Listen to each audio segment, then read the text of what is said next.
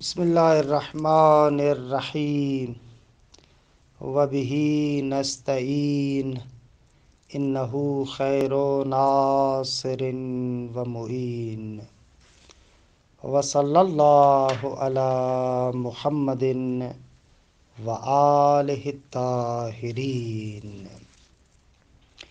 الحمدللہ ہماری گفتگو جواہر البلاغہ میں ہے۔ جواہر البلاغہ میں باب ثانی حقیقت انشاء اور اقسام انشاء کے بیان میں ہے۔ عرض ہوا کہ انشاء اس کلام کو کہتے ہیں کہ جو سچ اور جھوٹ کی نسبت سے عاری ہوتا ہے، یعنی آپ اسے سچ اور جھوٹ کی نسبت نہیں دے سکتے، محتمل صدق و کذب نہیں ہے۔ انشاء کی کلی طریقے سے، ابتدائی طریقے سے دو قسمیں ہیں، یا انشاء طلبی ہے یا انشاء غیر طلبی ہے۔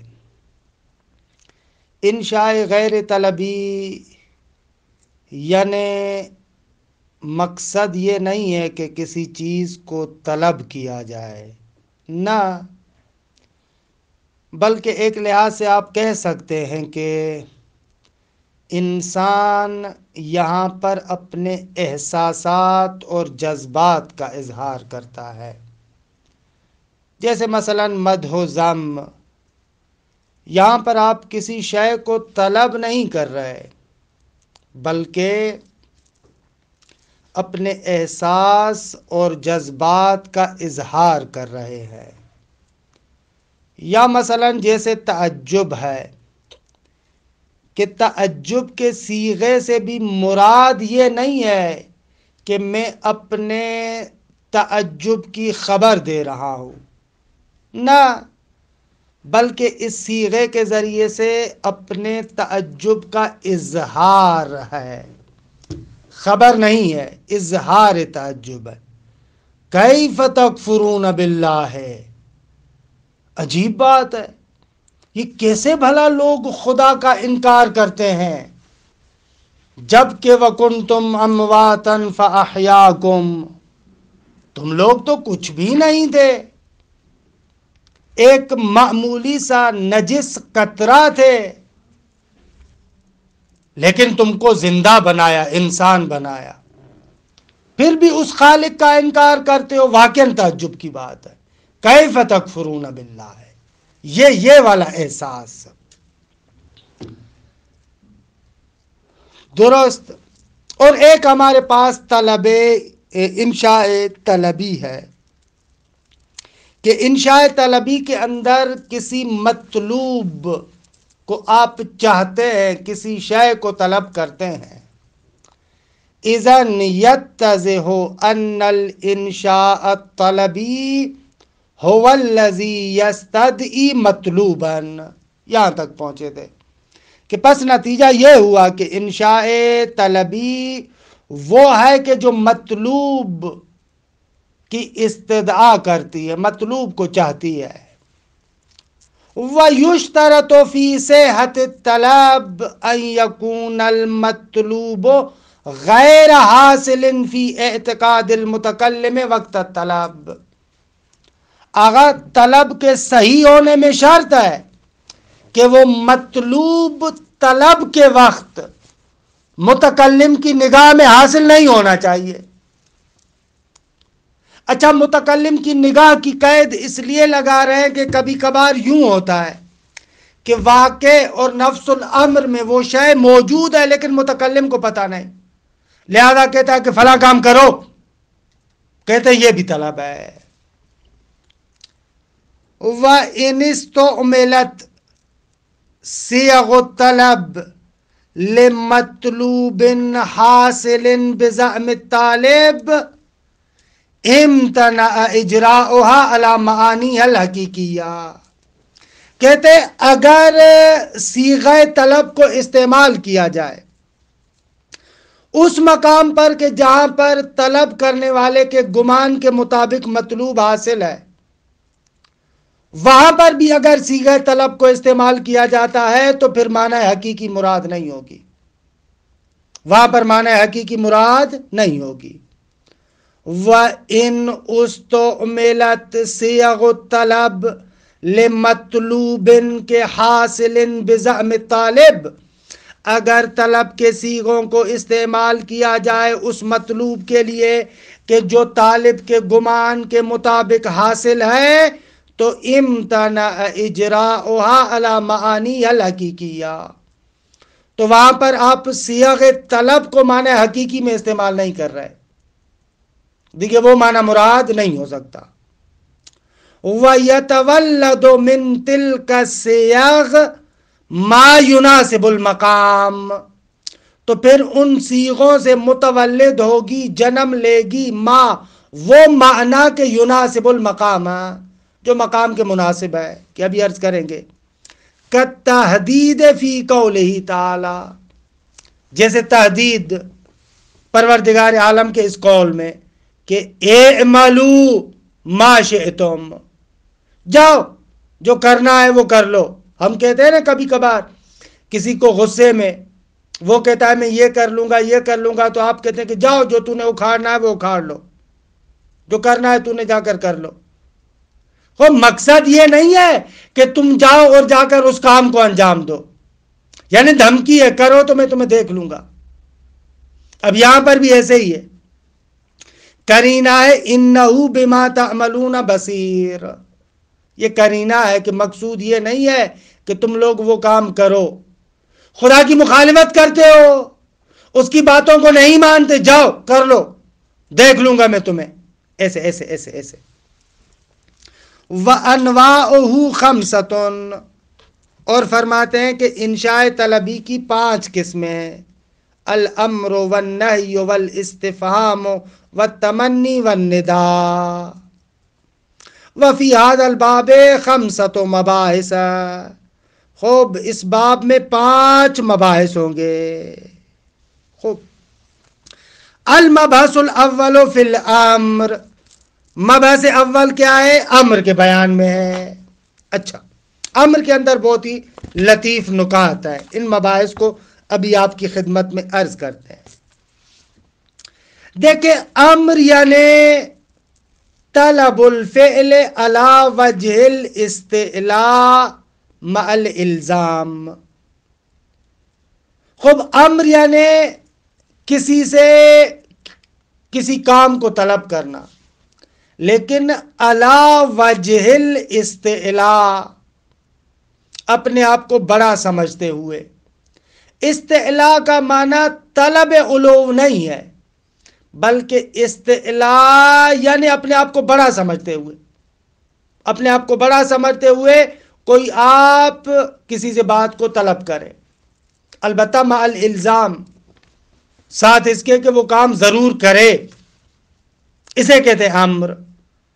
کہ علم اصول میں بحث ہے کہ آیا امر کے اندر استعلاء کافی ہے یا نہ، علو اور حقیقتاً اس کا بڑا ہونا ضروری ہے، یا دونوں ضروری ہیں، یا فقط علو ضروری ہے۔ کہ یہ تھی کہ اصول فقہ میں، اصول کی کتابوں میں بحث ہے کہ ہم اس بحث کو یہاں پر نہیں لاتے۔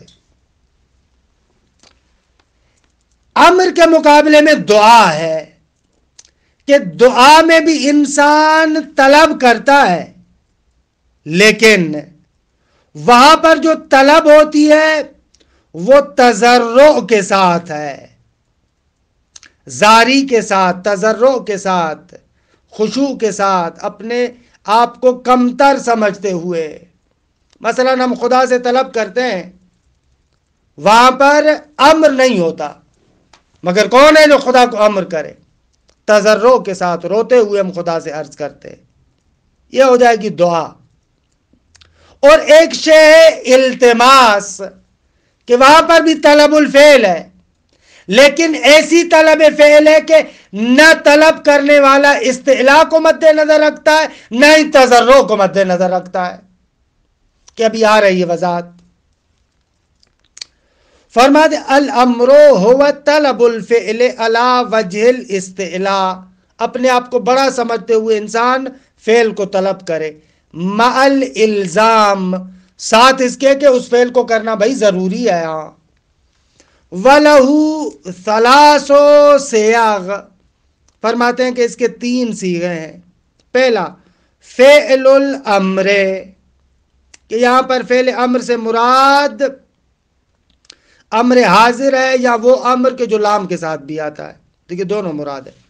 کما فی قولہ تعالی یا یحییٰ خذ الکتاب بقوۃ، خذ امر ہے، اے یحییٰ کتاب کو پوری طاقت کے ساتھ لے لو.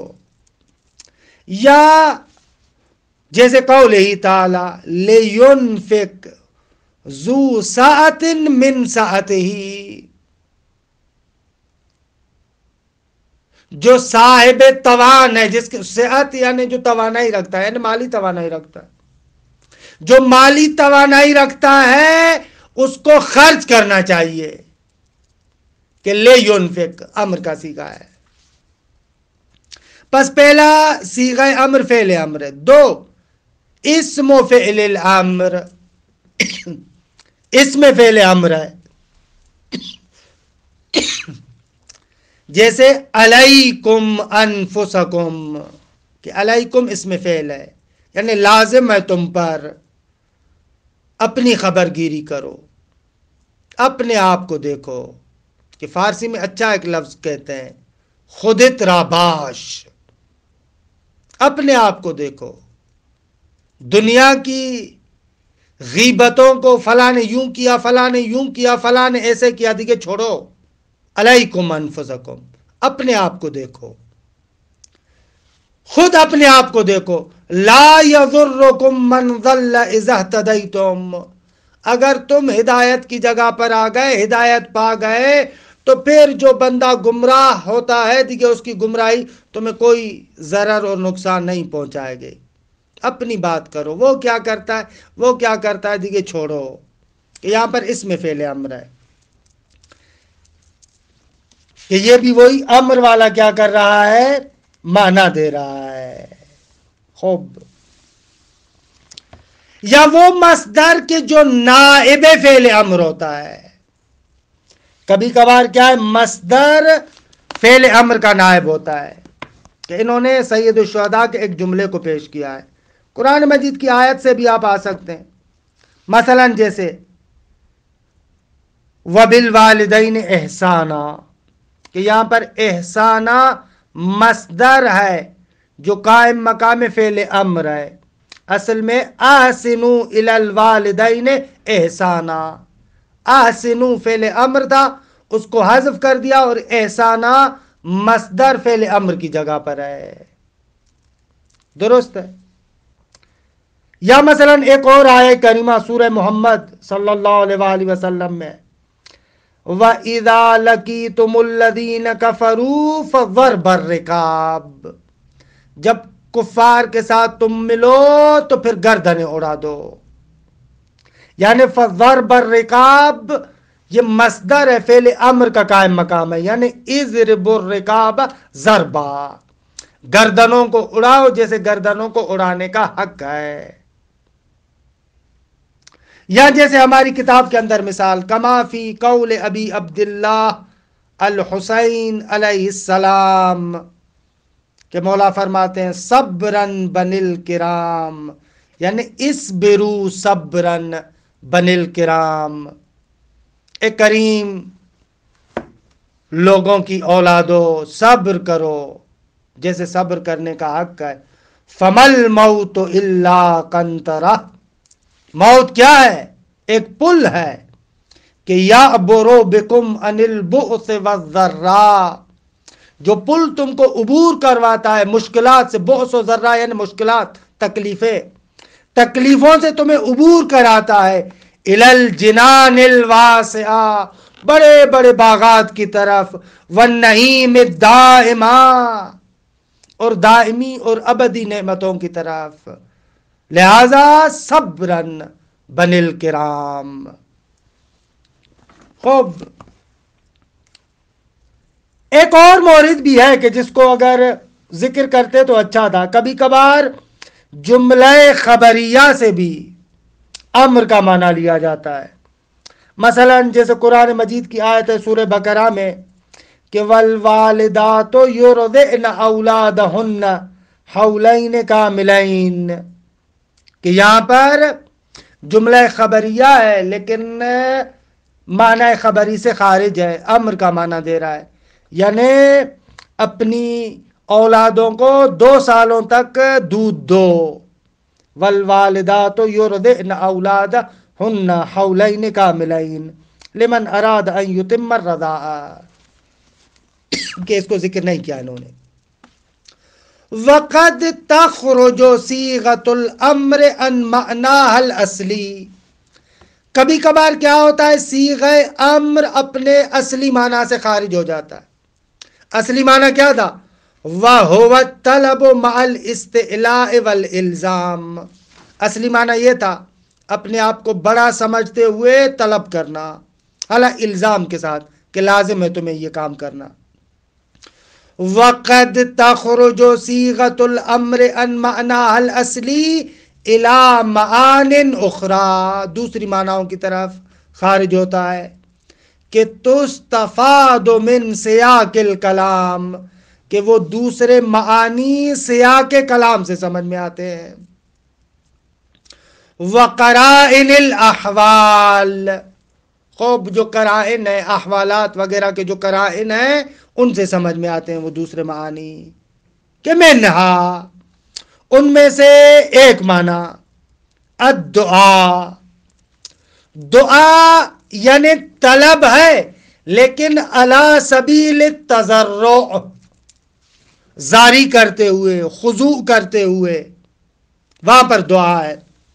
کہ اس کی خوبصورت مثال یہ ہے، ایک آش اس کو دیتے، سورہ آل عمران آیت نمبر 193، ربنا اننا سمعنا منادیا ینادی للایمان ان آمنوا بربکم فآمنا ربنا فاغفر لنا، یہ دیکھیں، فاغفر لنا ذنوبنا وکفر عنا سیئاتنا، کہ یہاں پر دعا ہے علی سبیل التضرع، گڑ گڑاتے ہوئے طلب کی جا رہی ہے. اچھا یہاں پر بھی جو نقطہ ہے بلاغت کے اعتبار سے کہ بھائی امر تو اپنے معنی سے نکل گیا، خوب مشابہت کیا ہے امر اور دعا کے درمیان، کیونکہ ہم بیان میں پڑھیں گے معنی مجازی اور معنی حقیقی میں علاقہ ہونا چاہیے. تو یہاں پر علاقہ وہی اطلاق اور تقیید ہے، کیونکہ امر ہے طلب علی وجہ الاستعلاء، درست، بعد میں دعا میں استعمال کیا، طلب کو باقی رکھا، استعلاء کو نکال دیا. اطلاق و تقیید والا علاقہ ہے. خوب بلاغی نقطہ کیا ہے، مقام دعا میں آخر اس امر کو، صیغہ امر کو کیوں استعمال کیا جاتا ہے؟ اس کا بلاغی نقطہ یہ ہے، یہ دقت کیجئے گا کتاب میں نہیں ہے لیکن یہ نقطہ خوبصورت ہے. بلاغت النظم العربی خوبصورت کتاب ہے، اس کے اندر ان نکات کو ذکر کرتے ہیں. نقطہ بلاغت یہاں پر یہ ہے کہ مقام دعا میں انسان اپنے کمال خضوع کو اپنے مولا اور رب کے سامنے اظہار کرتا ہے، اور عبد بہت زیادہ رغبت رکھتا ہے، بہت زیادہ رغبت رکھتا ہے اس شے کی طرف، اتنی رغبت رکھتا ہے کہ کأنہو اس کو امر والے صیغے میں ڈھال کے مولا کے سامنے پیش کرتا ہے. دقت کریں، بہت ہی لطیف نقطہ ہے. جیسے یہ میں نے آیت پڑھی کہ فاغفر لنا ذنوبنا، کہ طلب غفران کی بہت زیادہ طلب ہے، اتنی شدید طلب ہے کہ گویا کہ اس کے لیے لفظ امر کو لے کر آیا، کأنہو مولا کو امر کر رہا ہے کہ مالک مجھے بہت زیادہ ضرورت ہے اس کی، اب تو مجھے دے دے. یہ نقطہ بلاغی ہے اس کا. آیت کی طرف ہے، الدعاء فی حکایتہ تعالی عن سلیمان علیہ السلام۔ اچھا، لفظی لحاظ سے ایک نکتہ ہم اکثر کہتے ہیں، بعض لوگوں نے ممبروں پر بھی پڑھ دیا، لفظ سلیمان سلمان کی تصغیر ہے، یہ بھی عجیب ہے۔ خوب، یہ پہلا مورد دعا۔ دو، الالتماس، التماس کے مورد میں بھی صیغہ امر استعمال ہوتا ہے۔ اچھا، التماس کیا ہے آغا؟ التماس کا مقصد یہ کہ طلب الفعل ہے لیکن علی وجہ الاستعلاء بھی نہیں ہے، اپنے آپ کو بڑا سمجھتے ہوئے طلب کرے، نہ ایسے نہیں ہے، اور ادھر سے علی سبیل التضرع بھی نہیں ہے۔ اب ایسے نہیں ہے کہ اپنے ساتھی سے کوئی بات مانگ رہا ہے اور آنسو بہا رہا ہے، نہ نہ نہ نہ۔ الالتماس کا قولک من دون استعلاء ولا تضرع، کہ نہ استعلاء ہے، اپنے آپ کو بڑا سمجھ رہے ہو، نہ، اور نہ ہی تضرع ہے، رو رہے ہو، نہ ایسے بھی نہیں ہے۔ اپنے ساتھی کو آپ کہتے اعتن الکلام ایھا الاخ، اے میرے ساتھی، اے میرے بھائی، یہ ذرا قلم تو دینا، یہ پین تو پکڑانا۔ یہ خوب، یہاں پر بھی جو ہے وہ کیسی ہے، امر کا جو اصل معنی ہے وہ دیگے یہاں سے نکل گیا ہے۔ یہاں پر بھی علاقہ وہی ہے، علاقہ اطلاق و تقید ہے، یہاں پر بھی وہی ہے۔ خوب، الارشاد، خوب، ارشاد سے مراد یہ ہے کہ آپ ایک شے کو طلب کرتے ہیں لیکن جازم نہیں ہے، الزام نہیں ہے یہاں پر، بلکہ نصیحت، ارشاد، اس کی مصلحت دنیاوی کو مد نظر رکھتے ہوئے، اس کے آپ خیر خواہی کرتے ہوئے کہ بابا دنیاوی معاملات کے اندر تم چاہتے ہو نہ جھگڑا ہو، پریشانی نہ ہو، تو یہ کام کرو، یہ ارشاد ہے۔ مثلا اذا تداینتم بدین الی اجل مسمی، جب تم کسی کو دین، قرضہ وغیرہ دو ایک معین مدت تک، تو فاکتبوہ، تو اسے لکھو۔ اب یہاں پر امر نہیں ہے اس معنی میں کہ حتماً لکھو، بلکہ دنیاوی معاملات ایسے ہوتے ہیں، بھائی تو نے قرضہ دیا ہے، کتنا دیا ہے، کتنے وقت کے لیے دیا ہے، کل پھر اختلاف نہ ہو جائے، وہ کہے میں نے اتنا لیا، وہ کہے کہ بھائی اتنی مدت کے لیے دیا تھا۔ ان فتنے فسادوں سے بچنا چاہتے ہو، مصلحت دنیاوی کو مد نظر رکھنا چاہتے ہو، تو قرضہ دیتے وقت لکھ لیا کرو۔ یہ ارشاد و نصح ہے، درست آگا؟ یا مثلا ایک اور آیہ کریمہ سورہ آل عمران آیت نمبر 137، قد خلت من قبلکم سنن فسیروا فی الارض، بھائی اس زمین پر تم سے پہلے بھی بہت ساری پروردگار عالم کی سنتیں گزر چکی ہے، لہذا فسیروا فی الارض، نہ کہ حکم ہے کہ ہر انسان پر واجب ہے کہ وہ زمین میں سفر کرے، نہ، اگر واقعاً عبرت لینا چاہتے ہو تو دیکھیں جاؤ، سفر کرو، گھومو، دیکھو کیا کیا ہوا۔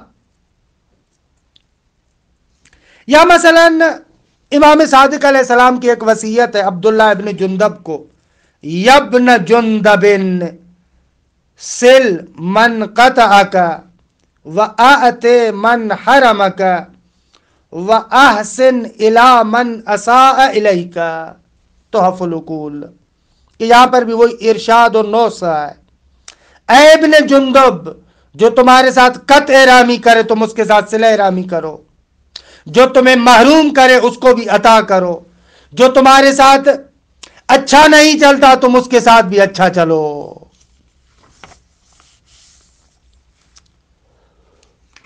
ایک یہ معنی ہو گیا، درست؟ خوب، ایک اور معنی جو یہاں پر ذکر کرتے ہیں کہ یہ بھی خوبصورت ہے، التحدید، اچھا تحدید کا معنی سمجھے. تحدید یعنی کیا؟ تحدید دیکھیں وہاں پر ہوتا ہے کہ جہاں پر متکلم ایک امر سے راضی نہیں ہے، اب چاہتا ہے کہ مخاطب اس کام کو نہ کرے. درست، مخاطب کو ڈرانا چاہتا ہے کہ یہ کام نہ کرے، کیونکہ اگر یہ کام کرے گا تو اس پر عقاب شدید آ جائے گا. اب اس اعتبار سے اس کو کہا جا رہا ہے اعملوا ما شئتم انہ بما تعملون بصیر. مقصد یہ نہیں ہے کہ جو تمہارے دل میں آتا ہے، جو کرنا چاہتے ہو جاؤ جا کر وہ کرو. نہ نہ نہ نہ، مقصد یہ نہیں ہے، جیسے ابھی بیان کیا تھوڑی دیر پہلے کہ یہاں پر بھی در حقیقت کیا ہے کہ پروردگار عالم ان پر بہت زیادہ غضبناک ہے، بہت زیادہ. یعنی اتنا خدا کا غصہ ہے کہ کأنہ ان کو کہہ رہا ہے کہ جاؤ جا کر تم یہ کام کرو، پھر میں تمہیں دیکھ لوں، پتا چلے کہ تم لوگ ہو کون. ایسے ایسے اس بلاغت کو سمجھے، نقطے کو سمجھے. خوبصورت نقطہ ہے کہ آخر سر بلاغت یہاں پر کیا ہے؟ سر بلاغت یہی ہے کہ بہت زیادہ شدت غضب ہے پروردگار عالم کا ان پر. ہمارے ہاں بھی ایسے ہوتا ہے، آپ جس پر بہت زیادہ غصہ ہوتے ہیں اور آپ اس کو پھینٹی لگانا چاہتے ہیں، اس کو کہتے ہیں کہ جاؤ جاؤ جا کر کرو تو میں تمہیں دیکھ لیتا ہوں. یعنی بڑا غصہ ہے ان پر، کہنا آپ ان کو امر کر رہے ہیں کہ یہ لوگ یہ کام کریں تاکہ میں ان کو جوتے ماروں. یہاں پر بھی پروردگار عالم ایسے فرما رہا ہے کہنا اعملوا ما شئتم، بھائی تم میری بات نہیں مان رہے، جاؤ جاؤ جا کر جو تم لوگوں نے کرنا ہے وہ کر لو تاکہ میں تمہیں دیکھ لوں. انہ بما تعملون بصیر. خب یہ آگا معانی ثانویہ ہیں. بلاغت یعنی ان نکات کو سمجھنا، غور کریں ان پر. اعملوا ما شئتم انہ بما تعملون بصیر. اچھا ایک اور معنی جو امر استعمال ہوتا ہے، اپنے معنی میں استعمال نہیں ہوا، وہ معنی ہے تعجیز. اچھا تعجیز کا مقصد کیا ہے؟ تعجیز کا معنی یہ ہے کہ مخاطب کو آپ چیلنج کر رہے ہیں اور آپ کو پتا ہے کہ یہ عمل مخاطب نہیں کر سکتا، آپ اس کو چیلنج کرتے اور اس کے سامنے اس کے ضعف اور عاجزی کو برملا کروانا چاہتے ہیں. وہاں پر آپ کہتے ہیں درست ہے. مثلا جیسے قرآن مجید کی یہ آیہ کریمہ سورہ بقرہ کی، انہوں نے آخری ٹکڑا لکھا ہے وَإِن كُنتُمْ فِي رَيْبٍ مِّمَّا نَزَّلْنَا عَلَىٰ عَبْدِنَا فَأْتُوا بِسُورَةٍ مِّن مِّثْلِهِ. اچھا جو ہم نے اپنے بندے پر یہ قرآن نازل کیا ہے اس میں تم لوگوں کو شک و تردید اور ریب ہے تو چلو پھر اس جیسی ایک صورت لے کر آؤ. اب مقصود یہ نہیں ہے کہ واقعاً تم لوگوں کو امر کیا جا رہا ہے کہ تم جاؤ اور جا کر قرآن جیسی ایک صورت لے کر آؤ. نہ نہ نہ، مخاطب کے عجز کو ان پر بالکل برملا کرنا ہے.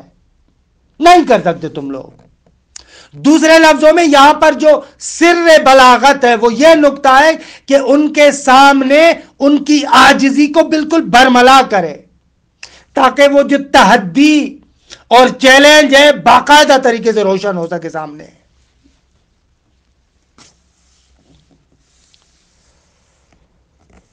خوب تعجیز. ایک اور معنی ہے الاباحہ. اباحے کا مقصد یہ ہے کہ آغا یہ جو دو چیزیں ہیں درست ہے، تم ان کو کر سکتے ہو. اور معمولاً یہ کلام وہاں پر لاتے ہیں جہاں پر سامع ایسے توہم کرتا ہے کہ یہ شاید میرے لیے ممنوع ہے. اب آپ صیغہ امر استعمال کرتے نہ نہ نہ تمہارے لیے ممنوع نہیں ہے، نہ تمہارے لیے ممنوع نہیں ہے. یہ نقطہ بتانا چاہتے. مثلا ماہ رمضان میں خود فجر تک تم کھا پی سکتے ہو تو وہاں پر کہا جا رہا ہے کلو واشربوا حتی یتبین لکم الخیط الابیض من الخیط الاسود من الفجر. اب یہاں پر مقصود یہ نہیں ہے کہ حتماً واجب ہے کہ فجر کے وقت تک تم کھاؤ پیو، نہ، یہاں تک کھا پی سکتے ہو۔ ان لوگوں کو شاید یہ توہم ہو رہا تھا کہ بھائی ماہ رمضان کی راتوں میں بس جیسے مغرب اور عشاء گزری تو دیکھے کھانا پینا بند، کہا کہ نہ نہ نہ نہ، فجر تک کھا پی سکتے ہو۔ اور اس نقطے کو بھی امر کی صورت میں ظاہر کرنا، خوب دیکھے کانو اس نقطے کو بھی بیان کر رہا ہے کہ تناول سحور جو سحری ہے وہ کھانا خدا کے پاس محبوب ہے، کہ کھاؤ کھاؤ، مباح کو امر کے صیغے میں استعمال کیا ہے، یعنی ہمارے لیے محبوب ہے، یہ کام کرو اس طریقے سے۔ والامتنان، ایک معنی امتنان بھی ہے۔ خود امتنان کا مقصد یہ ہے کہ ایک بندہ دوسرے بندے کو کچھ دیتا ہے پھر ان چیزوں کو گنواتا ہے۔ فَكُلُوا مِمَّا رَزَقَكُمُ اللَّهُ، جو مختلف نعمتیں تمہیں دی ہیں ان کو شمار کرواتے ہوئے کہا جا رہا ہے فَكُلُوا مِمَّا رَزَقَكُمُ اللَّهُ، اس امتنان کو بیان کیا جا رہا ہے۔ ایک معنی ہے تسخیر۔ تسخیر کا مطلب ہے کہ ایک چیز کو حالت حسنہ سے نکالا جائے حالت سیئہ کی طرف، جیسے کونوا قردۃ خاسئین، ایک حالت حسن سے حالت بدی کی طرف کہ تم انسان تھے اب قردہ بن جاؤ، بندر بن جاؤ۔ خوب ایک اور معنی جو ہے وہ کیا ہے؟ اہانت ہے۔ خوب اہانت سے مراد یہ ہے کہ مخاطب کی اصلاً اعتنا نہیں کرنا چاہ رہے، اصلاً اس کی اعتنا نہیں ہے، ذلیل کر رہے ہیں اس کو، جیسے کونوا حجارۃ او حدیدا، ہمارے لیے فرق نہیں کرتا، تمہاری کوئی حیثیت نہیں ہے، تم پتھر بن جاؤ یا لوہے بن جاؤ، دیکھیں ہمارے پاس تم لوگوں کی اصلاً کوئی اہمیت ہی نہیں ہے۔ درست؟ یا تمنی کے لیے بھی آتا ہے، کقول امرئ القیس الا ایھا اللیل الطویل الا انجلی بصبح کہ وما الاصباح منک بامثلی، کہ کہہ رہا کہ اے طویل رات، الا انجلی، کاش تو روشن ہو جا صبح کے ساتھ، کہ رات جب تک رات ہو تو صبح میں تو نہیں ہو سکتی نا، لیکن پھر کہتا ہے ومل اصباح منک بامثلی، کہ میری مشکلات تو اتنی ہے کہ یہ اگر رات گزر جائے اور صبح ہو جائے پھر بھی مشکلات تو کم نہیں ہوں گی، لہذا ومل اصباح منک بامثلی، اللہ صبح کرنا بھی تم سے کوئی بہتر تو نہیں ہے، یعنی میری حالت تبدیل تو نہیں ہونے والی۔ خوب کبھی کبھار امر اخبار کے معنی میں، ظاہر میں امر ہے لیکن در حقیقت آپ کو خبر دی جا رہی ہے۔